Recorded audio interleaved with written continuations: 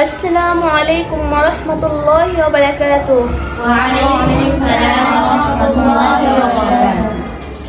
আমি মুহাম্মদ হাফসা জান্নাত, আফরোজা রমজান গারানাদা গার্লস মাদ্রাসা, মানিকগঞ্জ, কেস বিভাগ।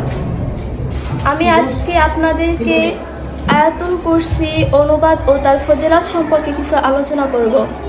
আয়াতুল কুরসি অর্থ সিংহাসনের স্তবক। এটি সূরা আল বাকারার 255 নং আয়াত। এই আয়াতে সমগ্র মহাবিশ্বের আল্লাহর পূর্ণ ক্ষমতা ঘোষণা করা হয়েছে। আয়াতুল কুরসির ফজিলত।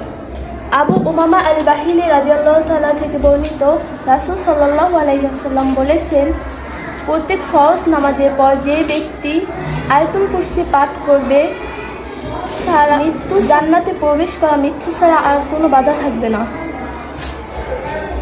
আবু হুরায়রা রাদিয়াল্লাহু থেকে বর্ণিত, রাসূল সাল্লাল্লাহু আলাইহি ওয়াসাল্লাম বলেছেন যে ব্যক্তি ঘুমানোর আগে আয়াতুল কুরসি পাঠ করবে, তার জন্য আল্লাহর পক্ষ থেকে একজন ফেরেশতা নিযুক্ত করা হবে, আর সকাল পর্যন্ত তার কাছে কোনো শয়তান আসবে না। আউযু বিল্লাহি মিনাশ শাইতানির রাজীম। আমি বিতাড়িত শয়তান হতে আল্লাহর কাছে আশ্রয় প্রার্থনা করছি। বিসমিল্লাহির রহমানির রহিম। পরম করুণাময় অসীম দয়ালু আল্লাহর নামে শুরু করছি।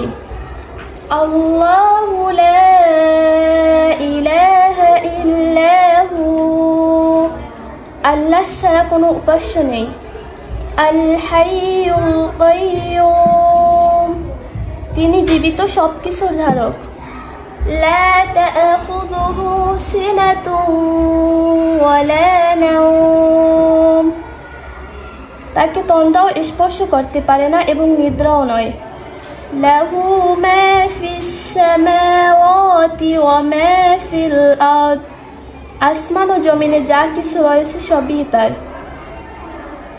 মান যাল্লাযী ইয়াশফাউ ইনদাহু ইল্লা বিইযনিহি। কে আছে এমন তার কাছে সুপারিশ করবে তার অনুমতি ছাড়া। ইয়ালামু মা বাইনা আইদিহিম ওয়া মা খালফাহুম। দৃষ্টির সামনে কিংবা পিছনে যা কিছু রয়েছে সে সবই তিনি জানেন।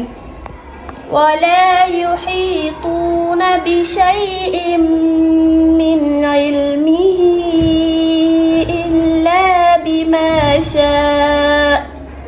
তার জ্ঞান সীমা থেকে তারা কোনো কিছুকেই পরিবেষ্টিত করতে পারে না যতটুকু তিনি ইচ্ছা করেন। ওয়াসিআ কুরসিয়ুহুস সামাওয়াতি ওয়াল আরদ।